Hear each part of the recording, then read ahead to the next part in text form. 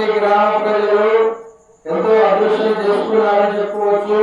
కార్తీక మాసంలో మొట్టమొదటి రోజున ప్రప్రథమంగా మదనపల్లి గ్రామంలో వెలిసినటువంటి ఆంజనేయ సహిత శ్రీ భవానీ రామలింగేశ్వర స్వామి దేవాలయంలో ఏర్పాటు చేసినటువంటి ధ్వజస్తంభానికి ఆకాశ దీప కార్యక్రమ మహోత్సవాన్ని గౌరవ ఆలయ అర్చకులు గ్రామ పురోహితులైనటువంటి మోహన్ రావు శర్మ గారు ప్రారంభించారు.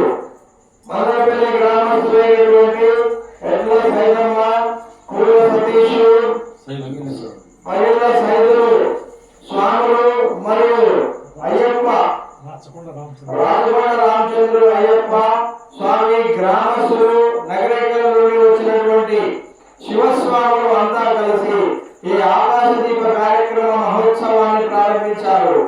ఈ ఆకాశ దీప కార్యక్రమం ప్రారంభించిన రోజు నుండి ఇక కార్తీక మాసము చివరి రోజు వరకు ఈ కార్యక్రమము నిర్విఘ్నంగా కొనసాగుతూనే ఉంటుంది.